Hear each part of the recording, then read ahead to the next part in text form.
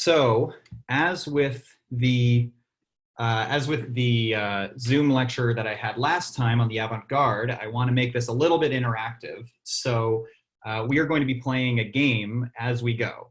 And this is based on a blog from the early days of the internet that I think no longer exists or is no longer kept active. That was called Better Book Titles. And the idea was to take famous books and give them revised covers with more fitting titles that more appropriately captured what you could expect inside. So to give you a sense of how this game and this blog worked, I've created a few for SLE. So here's Dante's Inferno. And here would be one for Don Quixote.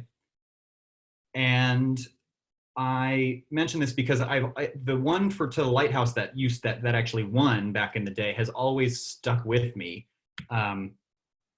It only takes 10 years to paint the worst painting.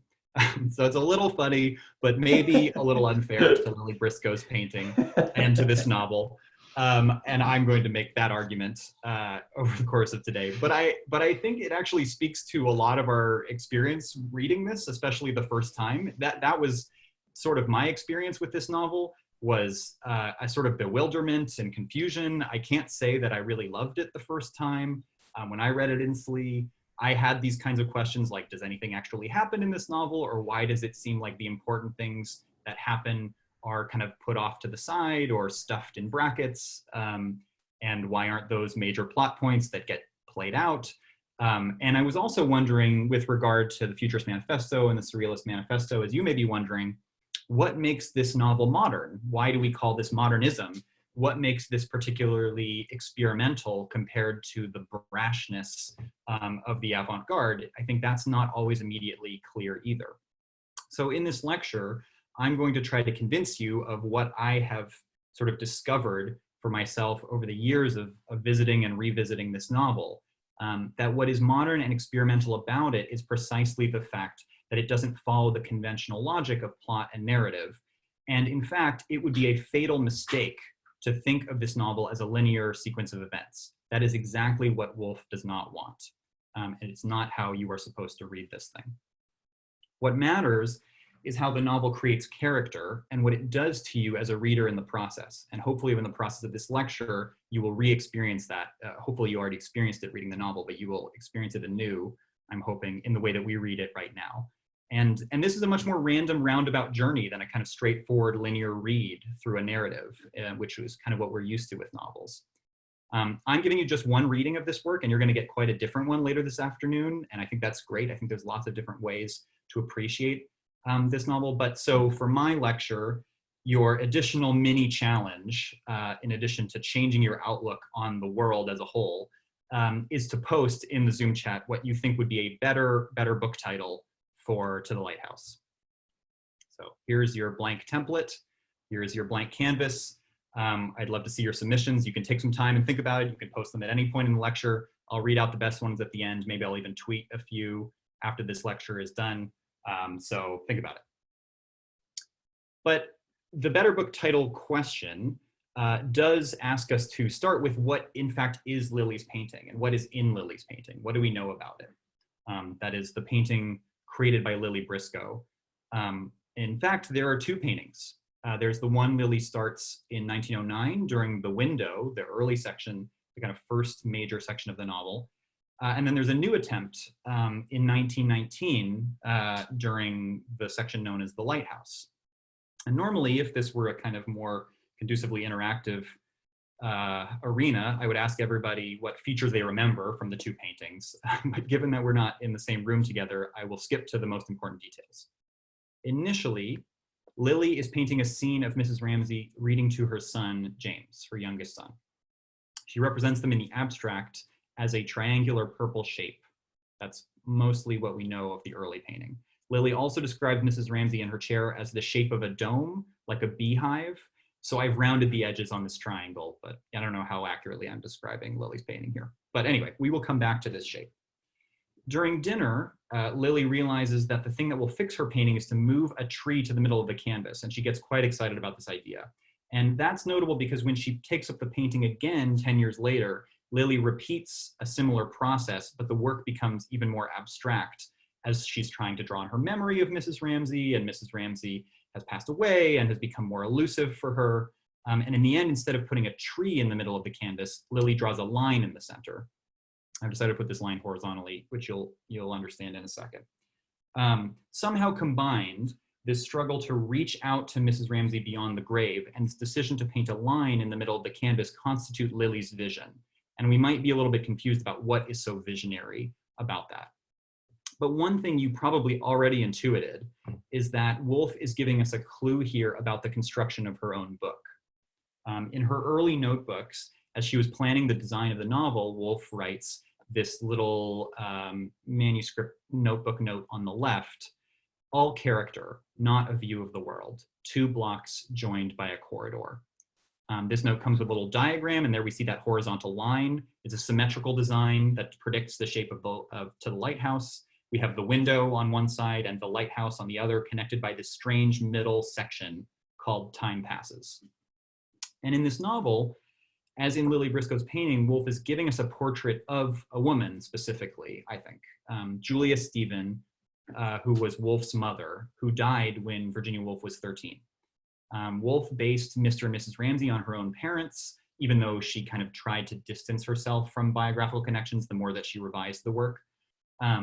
And her parents were really important 19th century figures in Victorian England, in intellectual and artistic circles. And their stature as Victorians and among Victorians, I think, is really important for Woolf as a 20th century writer.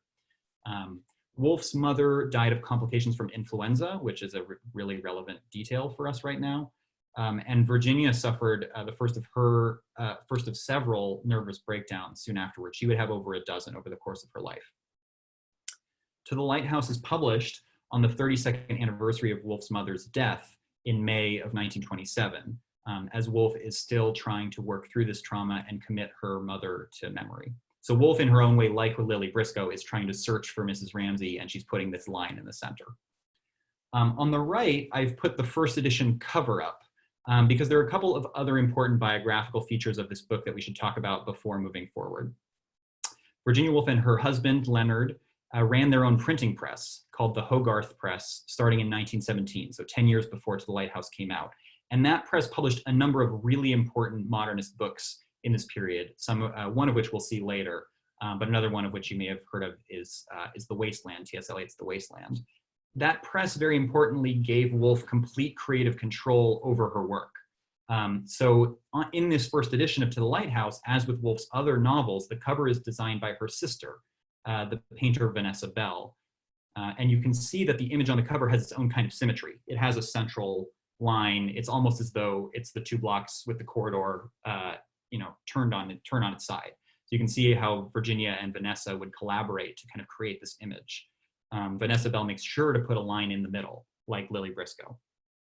So I want to drill down even further now and say, what is the exact line in the middle of To the Lighthouse? So Time Passes is clearly, the corridor in some way, but given that Woolf is so obsessed with this idea of a central line, what is that central line? I'll give you kind of a second to think about it. But what I've been driving at is that it is the moment of Mrs. Ramsay's death. So I think this is the middle of the novel. The equivalent of Lily's line in the center. It's happening in Time Passes, in the middle of Time Passes. It's not mathematically in the center of the novel, but it's thematically and formally in the heart of the novel. And the striking thing about this quote, which I'll read in a second, relative to Woolf's design and Lily's painting, is that it is itself about a corridor, and it is itself symmetrical. All right, let me read it. Mr. Ramsay, stumbling along a passage one dark morning, stretched his arms out. But Mrs. Ramsay, having died rather suddenly the night before, his arms, though stretched out, remained empty. If we look first at the punctuation, this sentence has a really remarkable organization to it. The dot in Mrs. Ramsay is symmetrically surrounded by brackets, periods, and commas. We have bracket, period, 3 commas, period, 3 commas, period, bracket. There's a really precise symmetry to the sentence. Weirdly, this symmetry is actually only works in the American edition, which came out at the same time as the British edition, and Woolf was working on the proofs for both. So it's sort of funny that it almost happens randomly, as it were, or Woolf doesn't do it consistently. But I think it's still remarkable that in our edition that we're reading, we have this amazing symmetry. And in any case, no matter what version of this you're reading, there's a symmetry to the content of what's being expressed as well. If we imagine Mrs. Ramsay's death in the middle of the sentence and kind of in the middle of the novel, with this phrase, but Mrs. Ramsay having died rather suddenly the night before, as the kind of central piece, and then we look on either side for the clauses that are surrounding it, we have these kind of parallel clauses.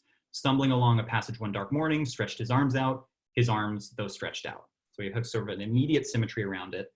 And then we have a sort of evocative, haunting embrace on the outsides of the sentence. Mr. Ramsay remained empty, with the brackets. And you might think about the fact that the brackets themselves are trying to embrace Mrs. Ramsay, but apparently she's already gone. We're learning about her death for the first time, and we've already missed her. I want to focus on this quote for a few minutes because I think it will help explain some of the peculiarities of modernist fiction in general, give us sort of a few working definitions of what modernism is. When you combine the artistry of the construction of this sentence, which I think is undeniable, the death of Mrs. Ramsay at its center, which is clearly biographically very important, but I think also historically going to be important, and the emptiness of Mr. Ramsay standing on the outside, stretching his arms out, I think you start to get a picture of what modernism is about. Starting here, we can work towards a few definitions, along with some characteristics of the modernist novel. So here's one definition we could use, a very simple one. Modernism is art and literature of the early 20th century, around 1900 to 1945, that made a conscious break with the values and culture of the 19th century. This is a very simple definition because it's just putting an umbrella over a kind of historical period, as we sometimes do with Romanticism or the Enlightenment or other periods that we have thought about, the Renaissance and so forth. And one reason why we might use this kind of very general definition is because we're not only dealing with modernist literature, we're dealing with a period that has modernist painting, modernist architecture, modernist music. It's a term that applies to a lot of things and that we use to describe a lot of things. And that means it's really hard to define besides pointing to this vague historical period. It's worth noting for our SLE progress that we're backing up a little bit in time right now. This is mostly the period after Souls of Black Folk, but before existentialism. And Souls of Black Folk will inspire some features of modernism, and existentialism will react to some features of modernism. So just kind of keep that in mind. We're talking about a period here that includes such famous names as Woolf, but also James Joyce, Marcel Proust, T.S. Eliot, William Faulkner, Langston Hughes, Franz Kafka, Gertrude Stein, Zora Neale Hurston. This is also the period of painters like Picasso, Kandinsky, and Matisse, or composers like Stravinsky and Schoenberg, or the architects like Frank Lloyd Wright and Walter Gropius. So this is a really important flourishing across the arts. And it's hard to say what one thing unifies all these different writers and artists. But maybe the one thing we could say is that they are united in rejecting their predecessors and constantly revising and renewing themselves. One kind of popular slogan for modernism is created by the poet Ezra Pound, who says modernism, who coins this phrase, make it new, which is just to say that modernism is equivalent to novelty, to a search for novelty over one's predecessors, but also novelty over oneself, to constantly be renovating one's style and one's pursuits. In this respect, modernism shares some qualities with the avant-garde, and we often use the terms interchangeably. But I think they are worth differentiating because I think modernism is less prone to attacking art institutions. Modernists want to modernize traditional art forms rather than destroying them altogether. As an illustration of something we might call modernism or avant-garde, here is a self-portrait by Frida Kahlo, cutting her hair and wearing men's clothes. So rebelling against traditional femininity as she claims her status as an artist, a little bit like Lily Briscoe, but more radical. One similar way we might explain the death of Mrs. Ramsay in relation to this painting is that Woolf had to kill off a particular model of the Victorian woman to make way for the modern 20th century new woman. In other words, she had to kill off Mrs. Ramsay to make room for Lily Briscoe, and that's one of the things the novel enacts. Two famous quotes of Woolf's come to mind here. First, this quote from Professions for Women, Woolf writing, "Had I not killed her, she would have killed me. killing the angel in the house was part of the occupation of a woman writer. And she's not specifically writing about To the Lighthouse here, but Mrs. Ramsay is very much an example of a Victorian trope in painting and poetry of the angel in the house, of this woman who kind of takes care of everything and is serenely beautiful and pleasant and loving. And Mrs. Ramsay kind of represents a generation of women in that respect, in England in particular. Another quote that might historicize what Woolf is doing a little bit is a famous one from her essay, Mr. Bennet and Mrs. Brown, on or about December 1910, Human Character Changed. And what Woolf is referring to here is England's awareness of modern art. So in December of 1910, a post-impressionist gallery opened in London with artists like Gauguin and Van Gogh and Matisse and other really important French and continental artists. It really revolutionized all art forms in England. And Woolf kind of captured that belatedly and said, it was around 1910 that things changed. And Woolf's specific interest in thinking about human character changing, I think, speaks to her practice as a novelist. She is no longer interested in superficial facts about people in the way that realist works might be. She doesn't want to talk about people's income and their jobs and their class and their politics and their relations and that kind of thing. She wants to get into the interior minds of people. That brings us to a second definition of modernism that we might use, which is art and literature that abandoned the conventions of narrative and action to examine the workings of the mind and the activities of everyday life. One artistic movement we might bring up here is expressionism, as in this painting by Kirchner, where we have a kind of artist paranoid perspective on the urban crowd encroaching upon him. Woolf has a line about this in her essay Modern Fiction, where she says, "Let us record the atoms as they fall upon the mind in the order in which they fall."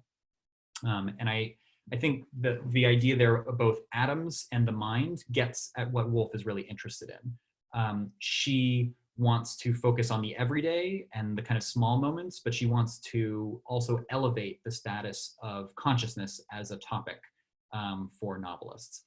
And this is a period where experiments in writing and stream of consciousness become incredibly popular. So I don't think that's exactly how we should characterize what Woolf is doing. Woolf is doing something more like what we call in literary terms free indirect discourse, which is something we can maybe get into in our seminars, which is to say Woolf kind of guides us as a narrator from one mind to another without letting us know that she's doing it, but she's not necessarily giving us the exact phrasing of words as they appear in characters' minds. They are still mediated by a narrator to some extent.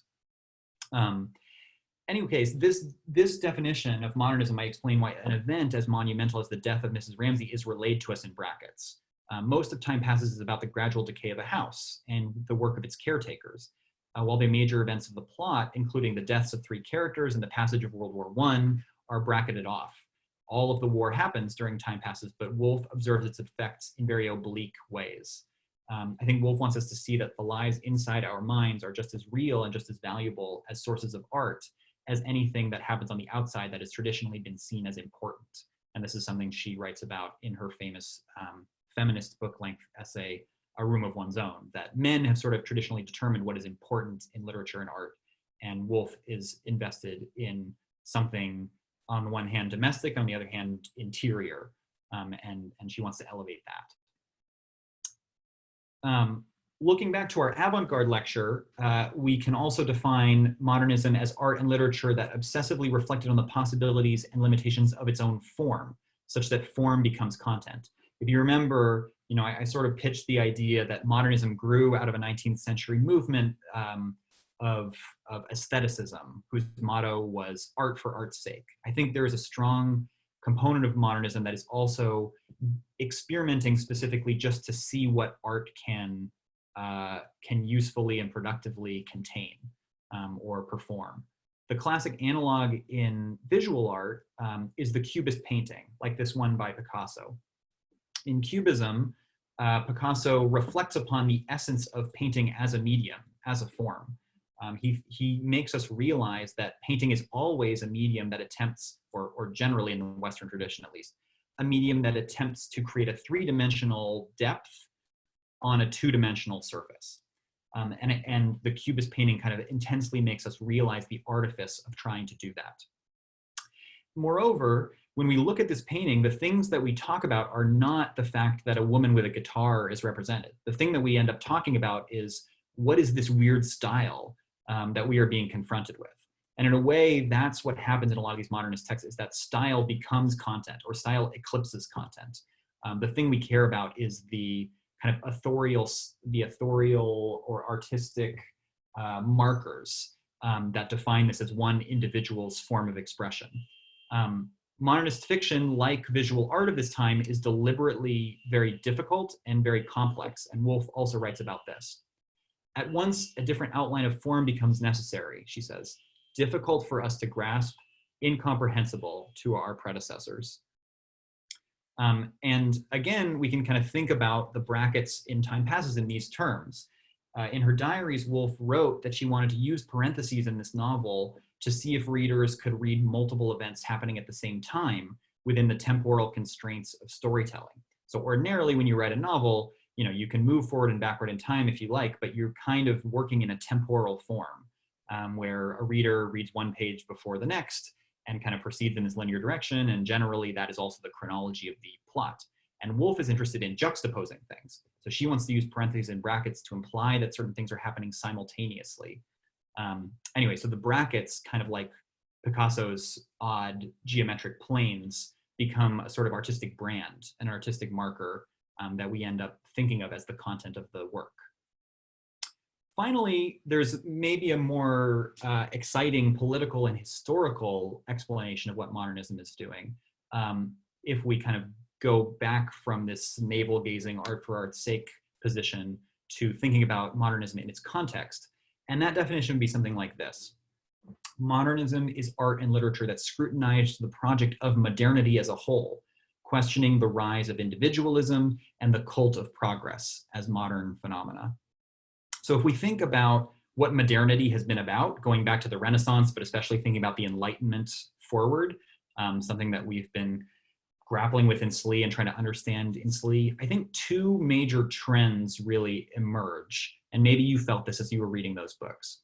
First is the rise of the importance and centrality of the individual. So starting with the essays of Montaigne, and then with the philosophy of Descartes, putting himself at the center of all that can be known, then looking at Wordsworth and the Romantics, who are interested in their own memory and aspects of writing about their own lives, the intense individualism and contrarianism of the underground man in Notes from Underground, and finally the philosophizing of that idea in the individualism of On Liberty and John Stuart Mill. We have this through line in Western modernity that is a certain obsession with knowing oneself, fashioning oneself, and seeing the world through one's own perspective. That's one major feature of modernity that modernism is now contending with. Another one is a sort of faith in progress. This you might trace back to the scientific revolution and the revolutionary goals of the political revolutionary goals of the Enlightenment. But even this quarter, we've had examples of this with Marx's theories of history and the inevitability of communism, glimpses of Nietzsche's Superman and ways in which Nietzsche thinks the human species will evolve going forward, and generally different kinds of utopianism, and to use a term kind of especially important to this period, meliorism, that's M-E-L-I-O-R-I-S-M, which is to say a sort of philosophy that things are inevitably getting better, that we are inevitably making social progress, and that we are reaching a kind of better and better society through modern knowledge and modern science. So these are two kind of major features of modernity. Then in the early 20th century, when World War I breaks out, it calls both of these modern myths into question. Now, I think it's unclear that history will inevitably lead to progress and improvement. The myth of meliorism, the idea that civilization is perpetually improving, seems hollow. It also seems dangerous to put too much faith in individual perspectives. After the war, Woolf's intellectual circle starts to question who was really responsible for the war. Historians and philosophers in her circle, the Bloomsbury group, start calling for the Versailles Treaty to be revised. They say, these are people like John Maynard Keynes, the economist, saying that you need to account for multiple perspectives, not just the perspective of the victors.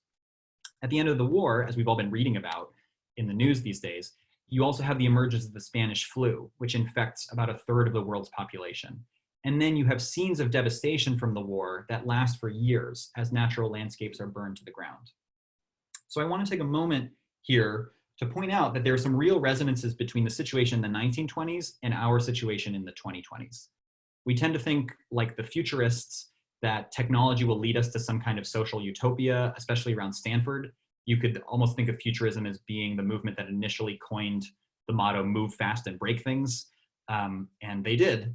And sometimes there are consequences to moving fast and breaking things. At the beginning of 2020, we faced the threat of our own possible world war. I don't know if you remember that now, after everything else that's happened. We saw devastating wildfires accelerated by the apocalyptic forces of climate change. And of course, right now we're living through our own global pandemic. So if you want to get a sense of what it was like to live in the 1920s, it wasn't just the Jazz Age. It was a time of crisis. It was a time of mourning and uncertainty. It's worth noting that Virginia Woolf had serious cases of the flu herself half a dozen times from 1916 to 1925.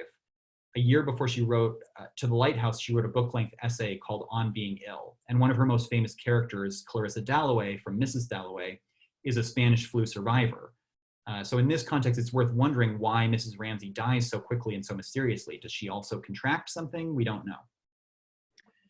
Right now, we are experiencing a lot of deaths in brackets, buried in other news and in daily life. We are experiencing those brackets from the perspective of a house, which is exactly what happens in Time Passes.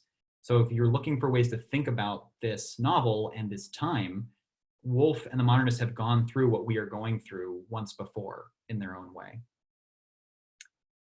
I think what Woolf does in the face of this modern crisis is to take the intractable historical intellectual problem of the time of the doubt around these things we have taken as articles of faith in modernity, and she takes that crisis and she makes it personal. The representative of 19th century philosophies of individualism and progress is Mr. Ramsay. You may remember that Mr. Ramsay's grand ambition is to get to the next letter of the alphabet. He has this idea that philosophy and humanity are supposed to progress along a straight line thanks to the work of individual geniuses. He explicitly thinks Z is only reached by one man in a generation, and he would love to be that man, but he's only gonna try to reach R. And even then, he's not going to make it. In that flash of darkness, he heard people saying he was a failure, that R was beyond him. He would never reach R. This sentiment should feel a little bit familiar if you've been keeping that bracketed quotation in your mind all this time. Mr. Ramsay, stumbling along a passage one dark morning, stretched his arms out, but Mrs. Ramsay, having died rather suddenly the night before, his arms, though stretched out, remained empty. There are some really clear parallels between this kind of historical and philosophical idea and this personal crisis and tragedy. The flash of darkness and one dark morning, the idea of reaching out to R and R being beyond you as Mrs. R. I think it's an interesting evocation that Woolf is playing with. And this is the crisis of the novel on a historical level and a personal level. On a historical level, Woolf is unsure how we move forward as a civilization now that the project of modernity has been called into question, thrown into doubt. On a personal level, this manifests itself as an individual's failure to reach another person. Mr. Ramsay embodies both of these failures as a philosopher and a husband.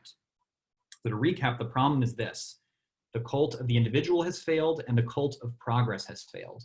The individual remains empty, and it's unclear where we should go next.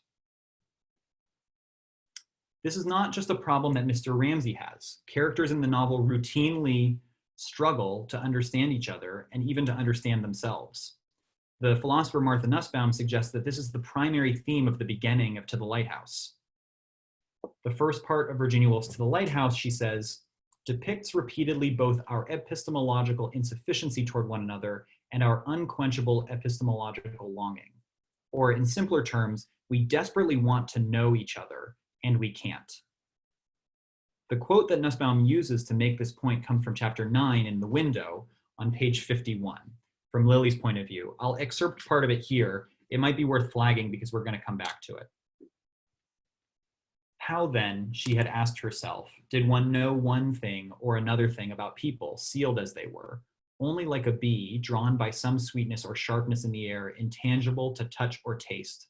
One haunted the dome-shaped hive, ranged the wastes of the air over the countries of the world alone, and then haunted the hives with their murmurs and their stirrings, the hives which were people. So just take a moment to read this and sort of take in what Lily is saying. We will come back to this quote, but for now, let's retain this idea, what I take to be Lily's thesis. People are hives. This is the problem. And maybe this explains why Lily represents Mrs. Ramsay in her first painting as a dome-like triangular shape. Maybe she and James are a hive to her. Just a thought. The problem that we have is one we saw last week with Sartre and Beauvoir. A core feature of our existence is that we are confined to human subjectivity, our own perspective. Sartre says we cannot pass beyond it, and yet he also says the other is indispensable to my existence, and equally so to any knowledge I can have of myself. Thus, at once, we find ourselves in a world which is that of intersubjectivity. So individually, we live in a state of subjectivity, of a single perspective, but to really understand ourselves and the world, we need to learn to think intersubjectively. It's somehow combining perspectives. Perhaps if we can see ourselves the way others see us, or if we can see another through the eyes of a third person, we will get somewhere. And later on in the novel, Lily realizes that this is exactly what she's missing. One wanted 50 pairs of eyes to see with, she reflected. She needs a way to see intersubjectively, and she's not sure that that's possible. In fact, this is what the novel has been giving us as readers. Lily doesn't have access to it necessarily, but we do. We are reading many sets of eyes all watching each other and thinking about each other and thinking about how others think about themselves. What Lily is missing is what Woolf gives us, the possibility of intersubjectivity.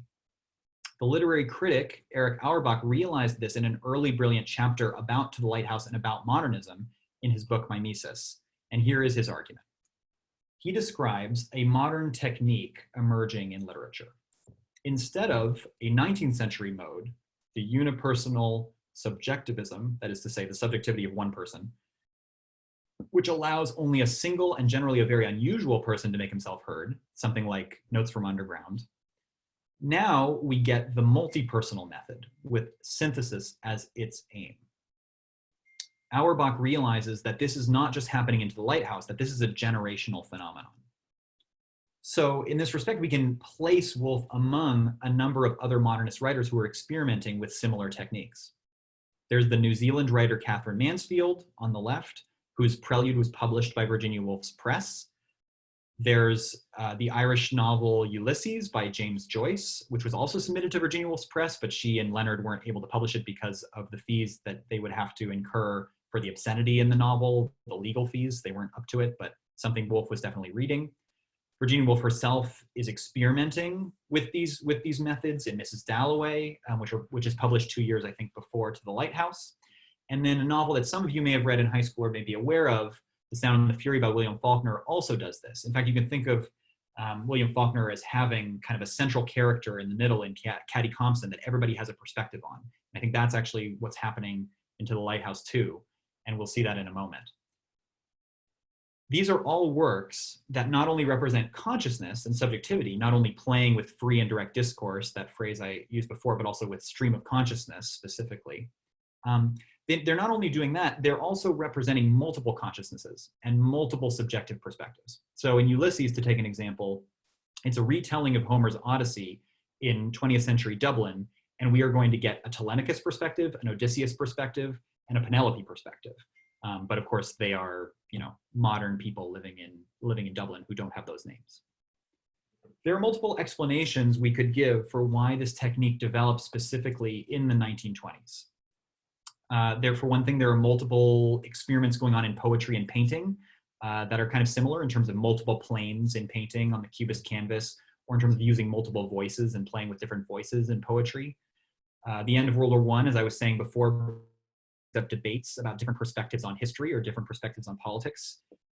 For SLE purposes, I think it's quite relevant that Freudianism is becoming very popular right now. Psychoanalysis is becoming very popular, and Freud's methods seem to suggest the possibility of seeing into another consciousness, or at least trying to assess the details of another consciousness.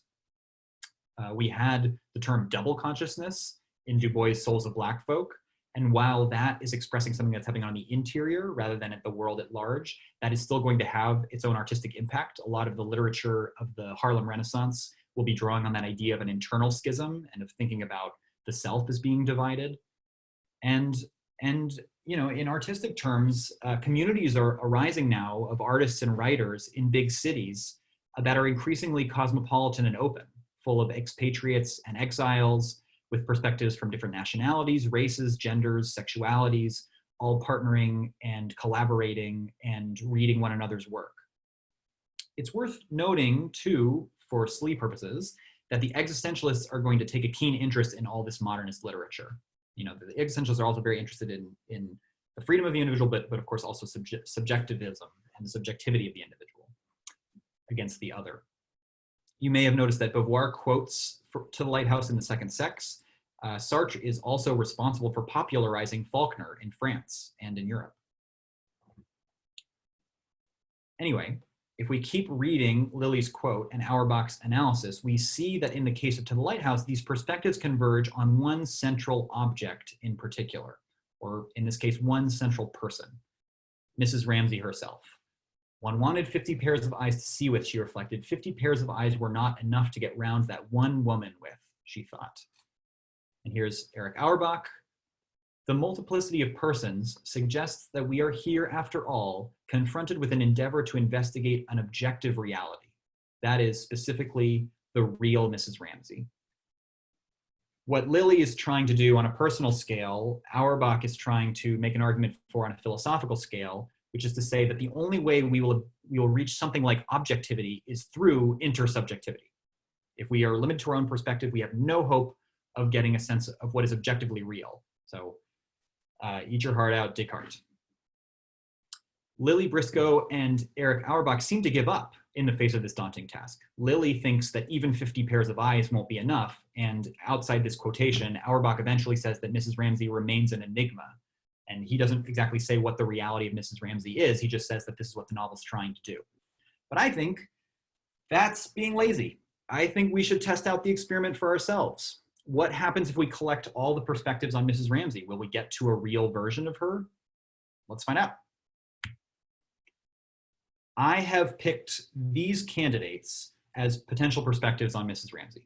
There are many characters who think about her in this novel, but these are the 5 who really focus on her. So we'll use these 5 pairs of eyes instead of Lilly's 50 pairs, because we don't quite have 50.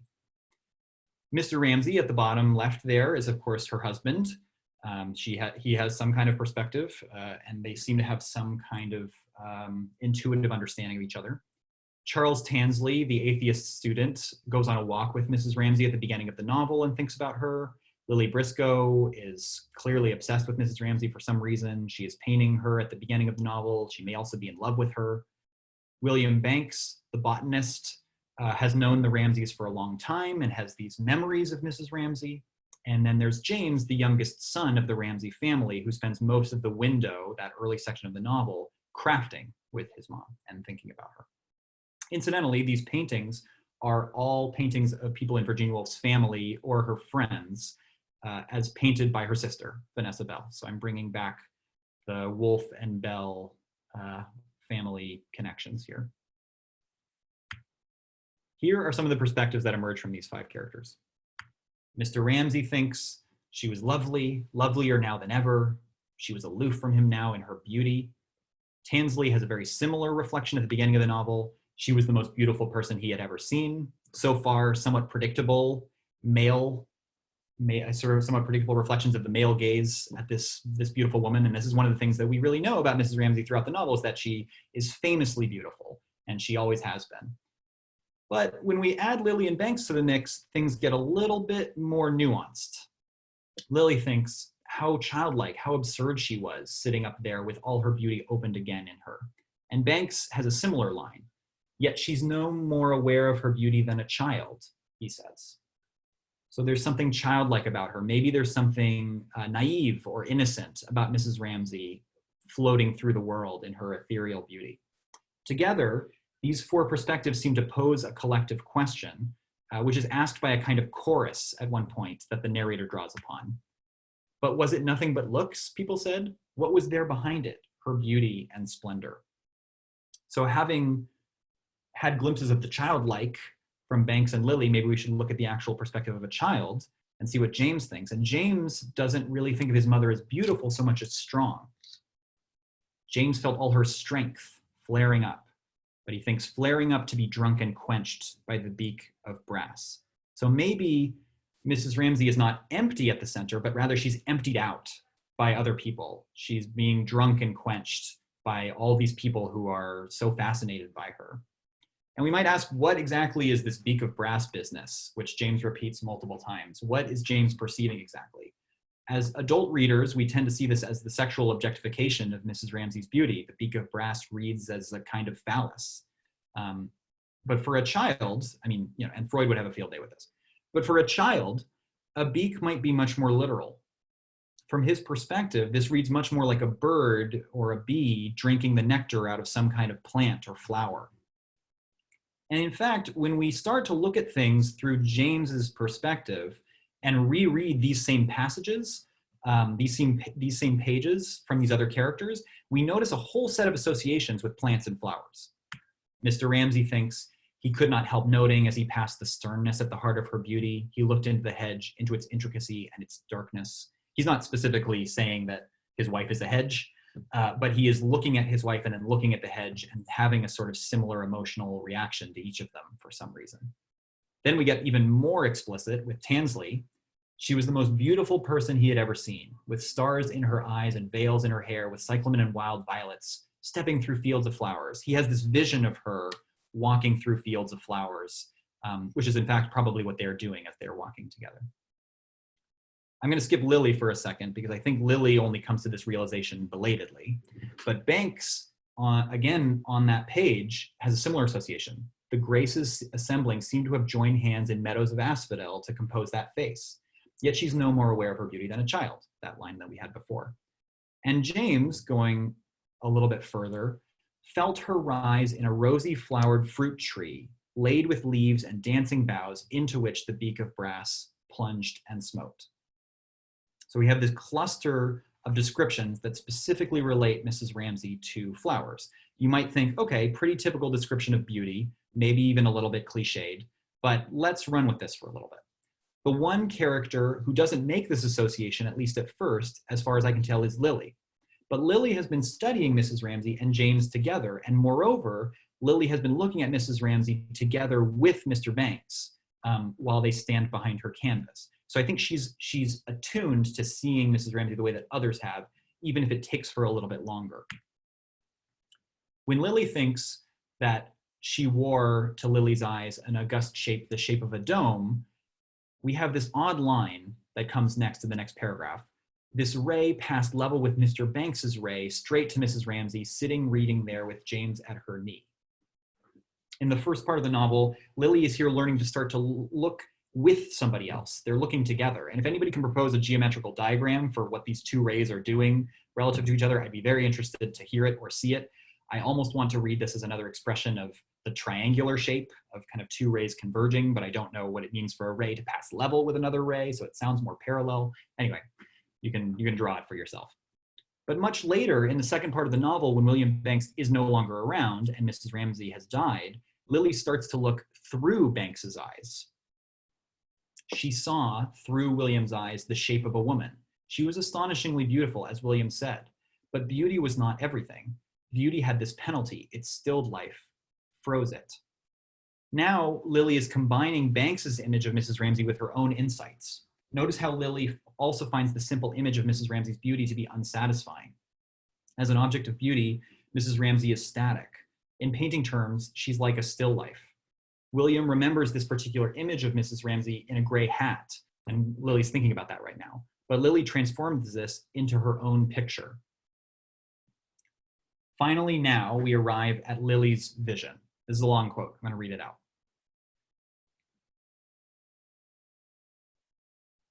Mysteriously, a sense of someone there, of Mrs. Ramsay staying lightly by her side, and then, for this was Mrs. Ramsay in all her beauty, raising to her forehead a wreath of white flowers with which she went. It was strange how clearly she saw her, stepping with her usual quickness across fields, among whose folds, purplish and soft, among whose flowers, hyacinths, and lilies, she vanished. It was some trick of the painter's eye. For days after she had heard of her death, she had seen her thus, putting her wreath to her forehead. Wherever she happened to be, the vision would come to her. What's remarkable about this vision is that Lily finally penetrates to the essence of Mrs. Ramsay in all her beauty. Looking back to the descriptions we had before, she synthesizes the insights of the other characters, but she also adds to those insights. Lily doesn't just see Mrs. Ramsay as an object of beauty, but as a creator of beauty. Notice how in this vision, Mrs. Ramsay takes a wreath of flowers and puts it on her own head. This is the classic gesture of the poet laureate, and it will be referenced again at the end of the novel when Lily is standing next to the poet Augustus Carmichael. There's a legend that Petrarch, whose sonnets we read in the winter, similarly crowned himself with a laurel wreath. And it's not too ridiculous to see Mrs. Ramsay as an artist in her own right. She is someone, like Virginia Woolf, who brings a cast of characters together and then stages a perfect dinner party.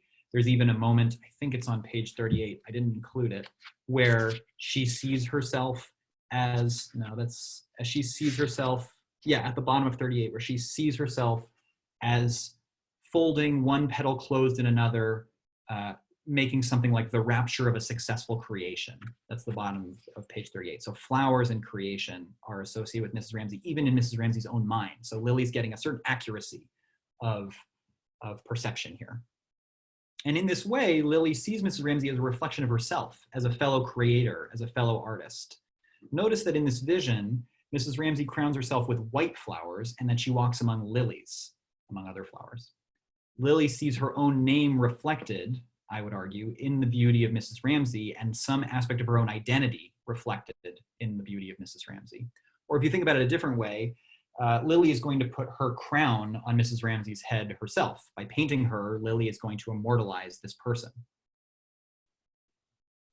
This wordplay on flower names, Lily and lilies, brings us back to the painter's initial anguish at not being able to penetrate the hive of Mrs. Ramsay.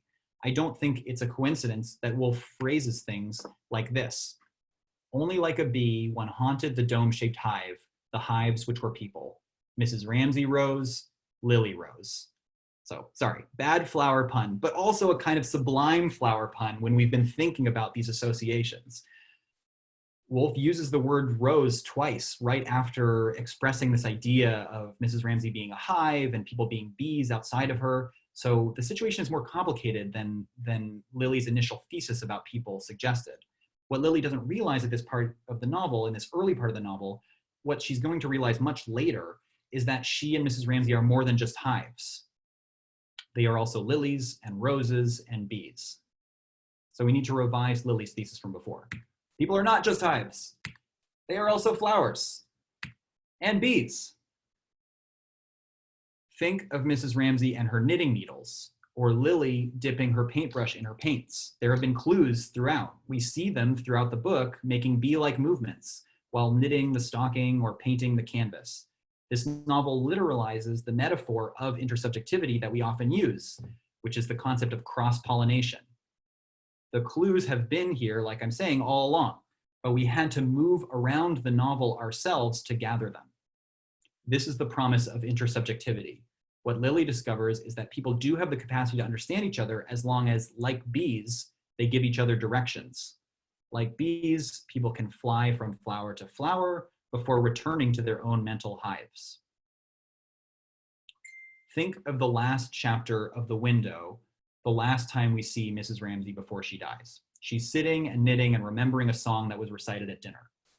And she waited a little, knitting, wondering, and slowly those words they had said at dinner, the China rose is all abloom and buzzing with the honeybee, began washing from side to side of her mind rhythmically. Here we might actually think of Lily with her Chinese eyes, as they are described, as the China rose, and Mrs. Ramsay as the bee. But Mrs. Ramsay's thoughts go on. Words lit up in the dark of her mind and seemed leaving their perches up there to fly across and across, or to cry out and to be echoed. And then the coup de grace. She murmured, sticking her needles into the stocking. And she opened the book and began reading here and there at random. And as she did so, she felt that she was climbing backwards, upwards, shoving her way up under petals that curved over her. This is Mrs. Ramsay as a bee, again, very explicitly this time. The words inside her mind start to buzz and fly, and then she herself starts to climb into the petals of a book. So now it isn't Lily who is the flower, although Lily is clearly one of the flowers, but rather the book that Mrs. Ramsay is holding is suggestive of a flower. The pages are suggestive of petals. This is my last big point. To the lighthouse itself is a bouquet, or rather an open field. A field of hives and flowers and bees, a field of different characters and their inner minds. It would be a mistake to just read this book once from start to finish in linear fashion from A to Z, like Mr. Ramsay would do. You have to read this book the way Mrs. Ramsay reads, here and there at random, poking under different pages like a bee. And this book is trying to teach you not just how to read its own pages, but how to read people. Across to the lighthouse, you are constantly doing what Lily Briscoe does with William Banks, looking at a person through the eyes of another. This is something that only a fiction can really accomplish, because only a fiction can reveal an array of consciousnesses for us to see with a certain authority. But the kind of careful attention to others that you practice by reading this novel, I think, is something you can take with you into your nonfiction life. So this brings us to a fifth and final definition of modernism. Modernism, definition 5. In a modern world of crisis and doubt, a world facing war, disease, and death without the solace of spiritual assurances, because for Woolf and her cadre, for other intellectuals and artists of this time, there increasingly isn't a recourse to spirituality and religion. In this situation, in this modern world of crisis, art and literature must step in. Under these circumstances, the arts offer us replacements for what has been lost. Omniscience over creation, textual prophecies, and everyday miracles. By omniscience, we might think of Woolf playing God over her own world here and offering us that same vantage point. By prophecy, we might think of this as a book with two testaments connected by a corridor. In the first part, we have the promise of a trip to the lighthouse and a cluster of perspectives on Mrs. Ramsay. And then in the last part, we have a trip to the lighthouse, converging with a transcendent vision of Mrs. Ramsay. So the prophecies of the first part of the book are fulfilled. And on the subject of miracles, I hope you've gotten the sense, looking closely at the symmetry and the wordplay and the riddles of this novel, that this is a book that reveals miraculous moments for those of us who look closely and spend the time paying attention to it.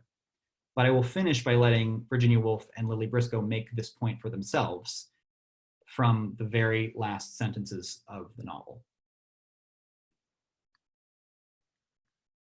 She looked at the steps, they were empty. She looked at her canvas, it was blurred. With a sudden intensity, as if she saw it clear for a second, she drew a line there in the center.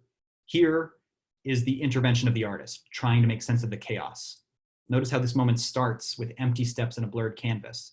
We're reminded, I think, of the emptiness of the philosophy of progress, the steps, and the absurdity of creation, the canvas. But then, Lily draws her line in the center. It was done, it was finished. Yes, she thought, laying down her brush in extreme fatigue. I have had my vision. Here is the final miracle, the transcendent moment, the 10-year prophecy fulfilled.